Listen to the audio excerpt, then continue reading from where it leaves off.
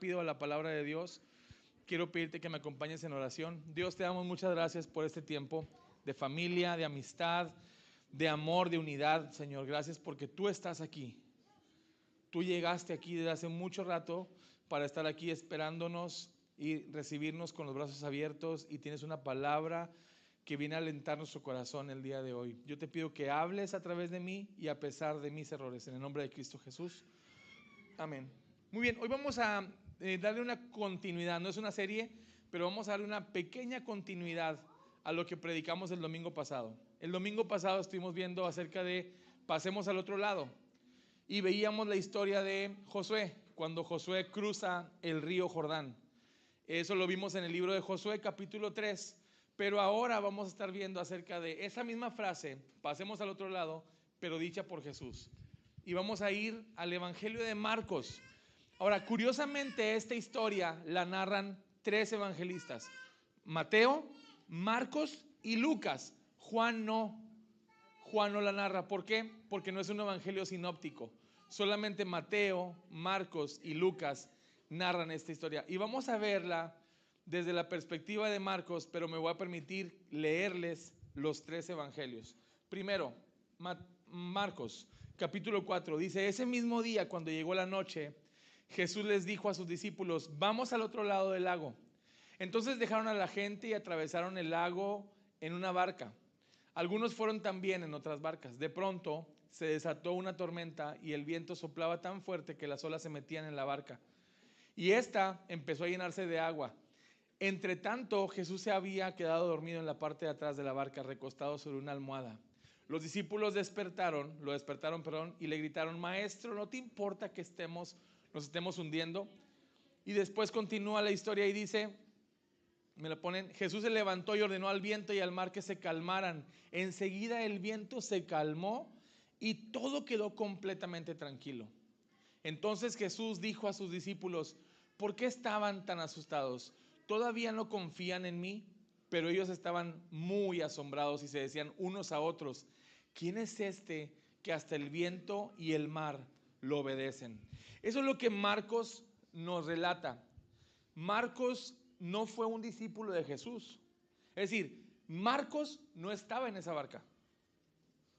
Quien estaba en esa barca eran los 12 discípulos, entre ellos Pedro, y se cree, la tradición nos cuenta, que muy probablemente lo que Marcos escribió en el Evangelio fue dictado por Pedro, que sí estaba en la barca. Entonces, podríamos medio argumentar que lo que estamos leyendo aquí no son más que las memorias de Pedro, ¿ok? Pero ahora vamos a ver a uno que sí estuvo en la barca, Mateo. Y Mateo lo cuenta así en el capítulo 8, dice: Jesús subió a la barca y se fue con sus discípulos. Todavía estaban navegando cuando se desató una tormenta tan fuerte que las olas se metían en la barca. Mientras tanto, Jesús dormía. Entonces sus discípulos fueron a despertarlo: Señor Jesús, sálvanos porque nos hundimos. Jesús les dijo: ¿por qué están tan asustados? ¿Qué poco confían ustedes en Dios? Jesús se levantó y les ordenó al viento y a las olas que se calmaran. Y todo quedó muy tranquilo. Los discípulos preguntaban asombrados: ¿quién será este hombre que hasta el viento y las olas lo obedecen? Y la misma historia, es decir, el mismo acontecimiento desde otra cámara, es la de Lucas, el científico. Y Lucas, no sé si han visto de repente los noticieros que dicen: pasó un acontecimiento, un choque, por ejemplo, y luego días después, oigan, ¿qué creen? Dicen en el noticiero: había una persona que iba en el camión pasando y tomó con su celular, y tenemos ahora diferentes escenas del mismo accidente, pero vista desde una cámara celular. Y luego tenemos el testimonio de una persona que estaba en su casa y grabó también. Bueno, eso es lo que Lucas hizo. Lucas recogió la grabación de aquí, la grabación de acá, las fotos que tomaron por aquí, por allá. Bueno, no lo hice así porque no había fotos ni cámaras, estoy diciéndolo en broma. Pero ¿qué es lo que pasa? Lucas recopila toda la información y nos documenta lo que supuestamente pasó ese día en la barca. Vamos a ver cómo lo dice Lucas. Lucas capítulo 8 dice: un día Jesús subió a una barca con sus discípulos y les dijo: vamos al otro lado del lago. Entonces partieron y mientras navegaban, Jesús se quedó dormido. De pronto se desató una tormenta sobre el lago y el agua empezó a meterse en la barca. Los discípulos, al ver el grave peligro que corrían, a gritos despertaron a Jesús: Maestro, maestro, nos hundimos. Jesús se levantó y ordenó al viento y a las olas que se calmaran. Y así fue, todo quedó tranquilo. Luego les dijo a los discípulos: ustedes no confían en mí. Pero ellos estaban tan asustados y asombrados que se decían: ¿quién es este hombre que hasta el viento y las olas lo obedecen? Esa es la historia. La historia es que un día Jesús estaba en una barca, le dice a sus discípulos, sus alumnos: vamos a cruzar el otro lado del lago, del mar de Galilea. Y dice que se suben a la barca y empiezan a navegar y de repente se levanta una gran tormenta.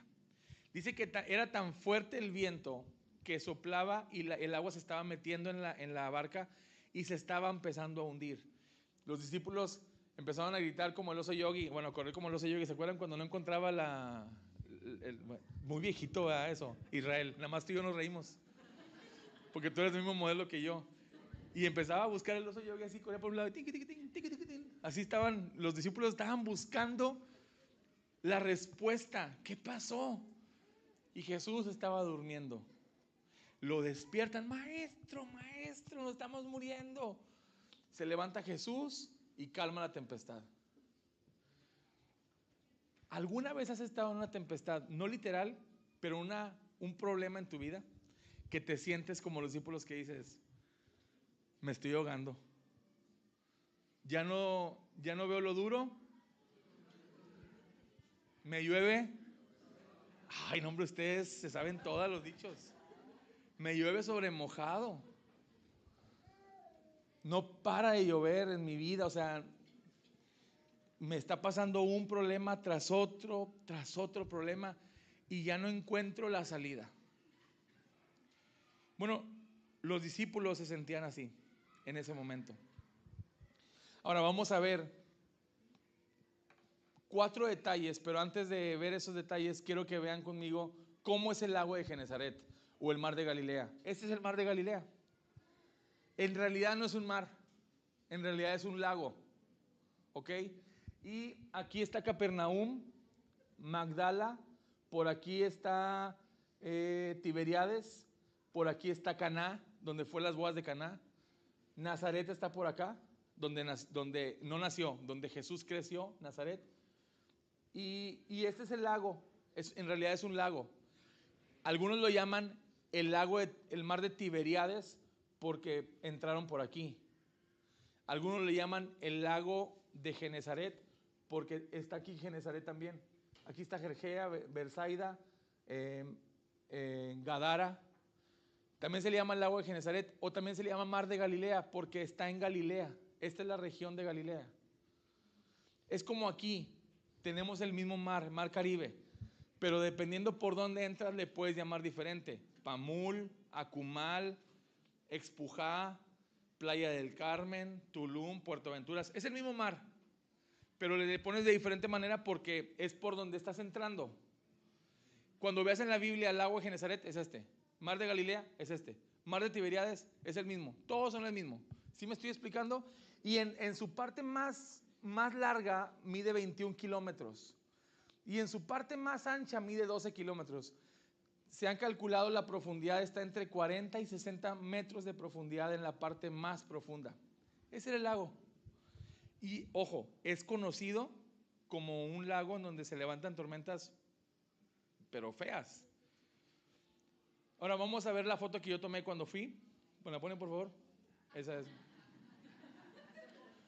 Hace poquito fui y le tomé una foto para que ustedes supieran cómo es. Se respira un aire tan fresco. No, hombre, nunca he ido, ¿no es cierto? Es mentira. Pero bueno, ese es el lago de Genesaret o mar de Galilea. ¿Ok? Ese es. Y los discípulos ahí se estaban ahogando. Pudiéramos decir, ¿con qué poca agua se ahogan, va? No, hombre, aquí es donde estamos, aquí en el mar. Aquí deberían de ver las tormentas. Las Vilma y todos esos, ¿verdad? Y, tormentillas. No, pero en realidad estaban pasándola mal. La estaban pasando tremendamente mal. Fíjense, 4 de los 12 discípulos que iban en la barca eran pescadores. Pedro, Andrés su hermano, Jacobo y Juan, el otro par de hermanos. Iban ahí, ellos eran pescadores. Se las sabían de todas. Cómo meter el ancla, cómo agarrar el remo, cómo levar la vela, para que si a la izquierda, que pase a la derecha, que la osa mayor, la osa menor. Se sabían todas las reglas de navegación. Pero ellos estaban asustadísimos por la tormenta. Entonces, si ya ves a un Pedro, a un Andrés, que son pescadores, que se la saben de todas, y los ves asustados por la tormenta, quiere decir que era una señora tormenta. Ahora, yo quiero resaltar contigo hoy 4 datos que me saltan a la vista poderosamente, porque curiosamente Mateo y Lucas no lo mencionan, pero Marcos sí. Marcos, que es medio chismosillo y a mí me encanta el chisme, me dice cosas que nadie más me dijo. Entonces yo dije, a ver, platícame un poquito más. Entonces Marcos me cuenta 4 detalles que son bien interesantes. Primer detalle, dice que llegaba la noche. Nadie dice que ya era de noche, pero el chismosillo de Marcos nos está diciendo que, por cierto, dice él, ya estaba llegando la noche. Entonces es un primer detalle, algo que tiene que ver con el tiempo de hora. Dice Marcos 4:35 que Jesús dijo, pasemos al otro lado. Dio una instrucción específica, vamos a cruzar al otro lado. Marcos 4:37 dice, de pronto se levantó una tormenta. O sea, él menciona que, te lo menciona para que sepas que no se avecinaba una tormenta. O sea, veían las nubes y no pudieron pronosticar. Ellos como pescadores, gente de navegación, no pudieron darse cuenta que una tormenta venía. Entonces, Marcos dice que de pronto se levantó una tormenta. Yo creo que muchos de nosotros hemos tenido esos famosos de pronto. Esos famosos de repente. Estás tan tranquilo y de repente un problema. Estás bien tranquilo y de repente algo pasó. Son esos famosos de pronto que no tienes presupuestados en tu vida. Y el último detalle, que no es algo menor, dice que Jesús dormía en la parte de atrás. Los 3 evangelios dicen que Jesús estaba dormido, pero no dicen dónde. Pero Marcos, que es medio chismosillo, nos dice que por cierto estaba dormido en la parte de atrás de la barca, que son detalles chiquititos, pero que si los analizas significan algo o pueden significar algo para nuestra vida el día de hoy. Hoy quiero que te lleves, número 1, para cruzar, ¿me la ponen por favor? Cruzar está en el kairos de Dios. Ahora, ¿qué es kairos? Kairos es un tipo de tiempo. Nosotros tenemos un cronos. Es la 1 de la tarde, las 2 de la tarde, las 3 de la tarde. Hoy es lunes, mañana es martes. Hoy estamos en enero, mañana es febrero. ¿Sí me explico? Eso es un tiempo lineal. Eso se llama cronos. Pero el kairos es un tiempo de Dios que no es lineal. El kairos es cuando el tiempo es oportuno. Ahí es el momento. Entonces, el primer punto que yo quiero resaltar es que cruzar no es en tu tiempo, es en el tiempo de Dios. Es en el kairos de Dios. ¿Cómo? Miren lo que dice Marcos. Marcos dice, lo resalté en amarillo, ese mismo día cuando llegó la noche. ¿Por qué no en la mañana? ¿Por qué no en la tarde? Salud. ¿Por qué en la salud? ¿Por qué en la noche? Porque así lo quiso Dios.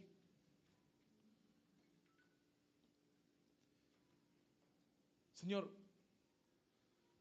¿por qué no te esperaste tantito? ¿O por qué no adelantaste tantito las cosas? ¿Por qué en la noche? Quizás si hubieran salido 2 horas antes, no se hubieran topado con la tormenta. ¿Me explico? Quizás si se hubieran quedado a dormir ahí, en ese lado del mar, y haber dicho Jesús, mañana le damos, cruzamos, no se hubieran topado con la tormenta. Pero es que no es en tus tiempos y a tus maneras, es en el tiempo de Dios. Y familia, les digo una cosa, muchas veces estamos peleando contra el tiempo de Dios. Y nunca, jamás vamos a ganarle a Dios. Lo mejor es decir, ok, voy a someterme a tu tiempo, a tu kairos. Cuando tú digas, como tú digas, Señor. Número 2, cruzar es obedecer. Es obediencia. Miren lo que dice Marcos en ese mismo versículo, pero ahora resalto otra frase. Dice, ese mismo día, cuando llegó la noche, que ya lo leímos, Jesús le dijo a sus discípulos, vamos al otro lado. Vamos es una instrucción, es una orden. No les preguntó, muchachos, ¿quisieran acompañarme al otro lado? Él les dijo, súbanse a la barca y vamos para allá. Fue una orden. Y las órdenes de Dios, o las obedeces o las desobedeces. De hecho, hubo alguien que se metió en una tormenta por desobedecer. Dios le había dicho a Jonás, ve a Nínive y vas a decirle a ese pueblo que yo quiero perdonarlos. Y Jonás estaba tan enojado porque Nínive, 200 años atrás, había invadido su tierra y había llevado cautivo a mucha gente. Y Jonás estaba enojado con Dios porque decía, esos nínives o esos ninivitas no merecen tu perdón.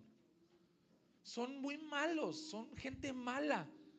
Yo no les voy a ir a compartir del amor tuyo. Al contrario, por mí, que se mueran. Por mí, llévatelos.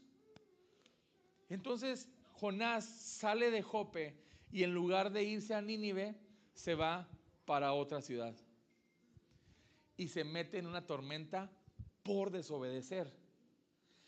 Lo curioso del asunto en esta historia es que estos muchachos, los 12, no se metieron en una tormenta por desobedientes. Se metieron en una tormenta por obedientes. Ellos obedecieron a Jesús y sin embargo por su obediencia de pronto se ven metidos en una señora tormenta. Aquí hay de dos sopas, familia. O bien estamos pasando por tormentas causadas por nuestra desobediencia, o estamos pasando por tormentas causadas por nuestra obediencia. El asunto aquí está en que nosotros tenemos que hacer un análisis y decir, esto que me está pasando, ¿yo me lo busqué por desobediente? ¿Ya? ¿Son consecuencias de mis malas acciones? ¿O por obedecer a Dios y hacer lo que Él me pidió, estoy pasando por una tormenta? Muy bien. Aquí va algo que puedes apuntar. Si estás en una tormenta por desobediente, la respuesta y la solución es arrepiéntete y corrige. Corrige tu camino. Si ibas para allá y estás en la tormenta por tus malas acciones, lo que tienes que hacer es arrepentir, pedir perdón y en lugar de seguir caminando para allá, ahora tienes que caminar para acá. Pero si estás en la tormenta por obediencia, no te regreses. Síguele, porque viene una bonanza para ti. Viene el tiempo de la calma para ti y para mí. Así que aquí se trata de resistir por la fe, que es el tercer punto. Cruzar prueba mi fe. Cuando yo cruzo y me meto en una tormenta por obediente, Dios quiere probar mi fe. Miren lo que dice el versículo en Marcos 4, dice, de pronto se desató una tormenta y el viento soplaba tan fuerte que las olas se metían en la barca y ésta empezó a llenarse de agua. Son esos de repentes, de pronto que tocan a tu puerta. Un día, en noviembre del 2023, Diana y yo ya habíamos cenado, lavamos las vasijas, estábamos ya en el cuarto y estábamos a punto de ver una serie de Netflix. ¿Cuál vemos, Dianita? No, pues vamos a ver esta. Apenas estábamos poniendo play cuando llama mi hermana. A grito abierto: hermano, mi hijo se murió. Y de pronto, de repente, de la nada, sin decir agua va, no veíamos la nube venir. De repente estábamos, Diana y yo, metidos en una tormenta, y tamaño tormenta. Tamaño tormenta. Fue un tiempo difícil, donde no veíamos lo duro, sino lo tupido. Nos llovía sobre mojado. Sentíamos el peso de la tormenta sobre nuestra vida. Y entonces, lo que yo te puedo decir es que ahí Dios estaba probando nuestro corazón. Y me atrevo a decirlo, porque la Biblia dice en Deuteronomio, que yo te pasé por el desierto 40 años. I guide you through the desert. I'm talking about when God sent the people to the desert for 40 years. And he says in Deuteronomy, he says that he sent them there for 40 years because he wanted to test them, to prove, to check their hearts, if they will, what was inside of them in their hearts, if they will follow his rules or not, if they will keep trusting in him or not. So he tested the people for 40 years. So that was I'm talking about right now, that Jesus sent them through this storm because he wants to test their faith. Sometimes he needs to test our faith.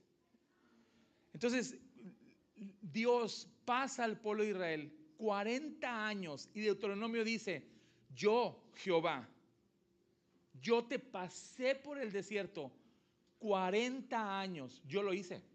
No tiene empacho decir Dios: yo te puse ahí. Y te puse 40 años, dice Dios, para probarte, para afligirte. Y tú dices: espérame, es Dios el que está hablando. ¿Cómo que Dios me quiere probar y afligir? Familia, ¿cómo se hace un pan en el horno? Para que tú puedas saborear un rico y delicioso pan, lo tienes que pasar por el horno. Es parte del proceso, doloroso, pero es parte del proceso. ¿Cómo se forja el hierro? Metiéndolo en fuego al rojo vivo, sacándolo, metiéndolo en agua fría y dándole golpes con el mazo. Pero es parte del proceso. Dios probó al pueblo de Israel 40 años por el desierto para ver qué iba a surgir de su corazón. ¿Alguna vez les han hecho esta alegoría? Estoy casi seguro. ¿Qué pasa cuando el huevo lo pones a hervir? Se hace duro. ¿Qué pasa cuando la zanahoria la pones a hervir? En la misma olla. Se hace blanda. Se hace aguadita. ¿Qué pasa cuando el café lo pones en esa misma olla, lo pones a hervir? Suelta un aroma delicioso. Los tres elementos tuvieron que pasar por el mismo fuego para ser probados y sacar algo de sus corazones. Algo quiere sacar Dios de tu corazón y del mío.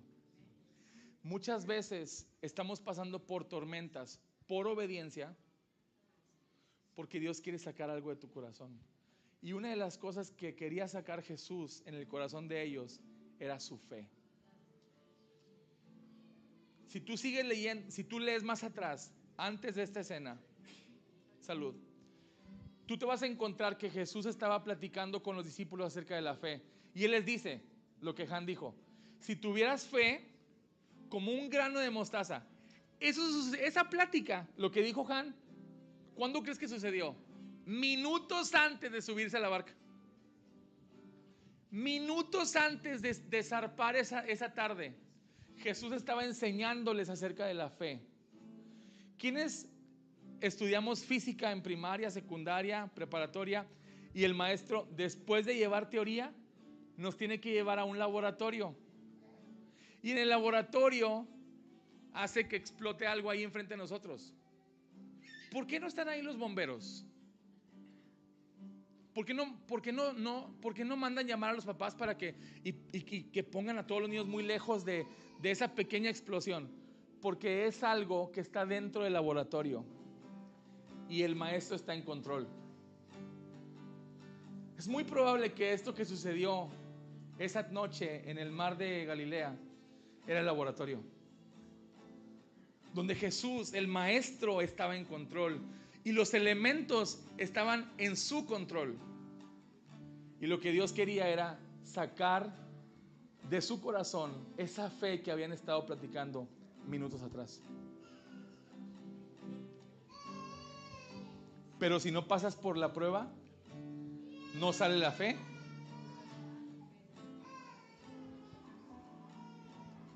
No puedes utilizar tu fe si no eres procesado por la prueba. Tienes 100 pesos, pero no necesitas comprar nada. ¿De qué te sirven los 100 pesos? Tienes fe, pero no estás pasando por una prueba. ¿De qué te sirve la fe? La fe estaba siendo probada. Y el último punto, y ya para cerrar, cruzar es poner a Dios al frente, no atrás.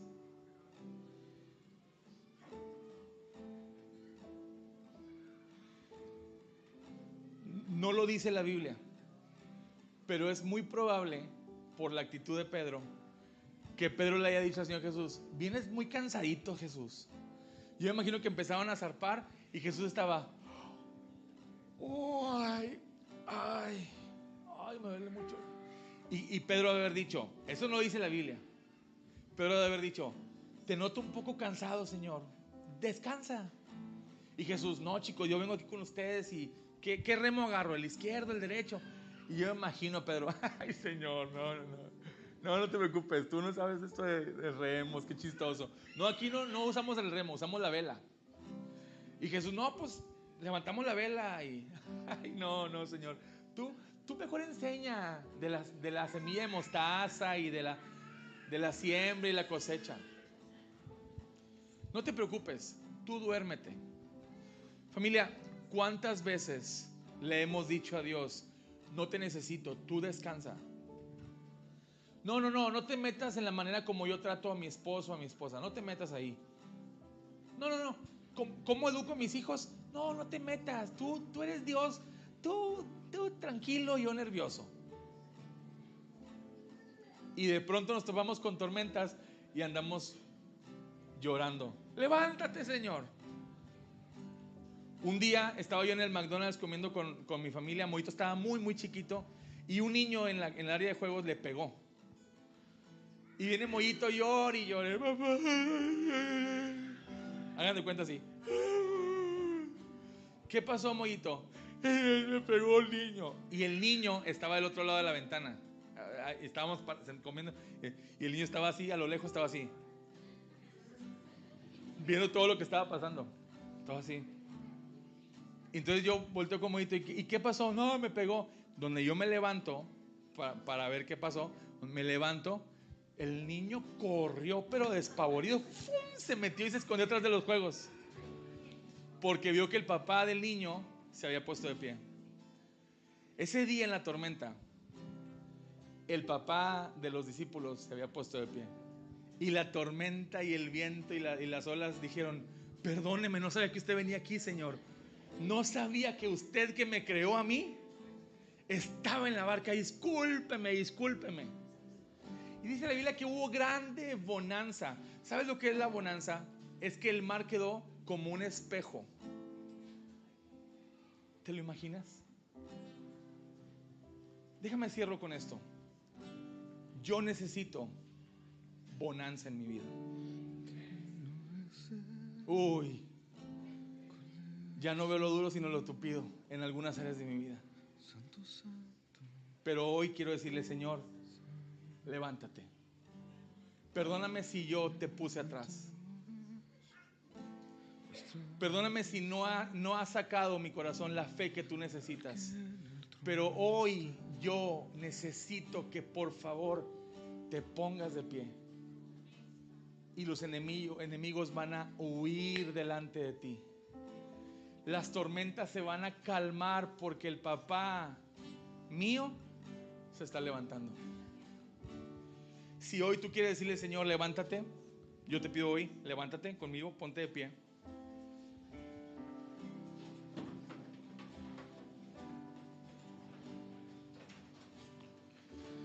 Digno es ser Cordero Santo. Santo, santo es Él. Levantamos. Levantamos nuestra alabanza.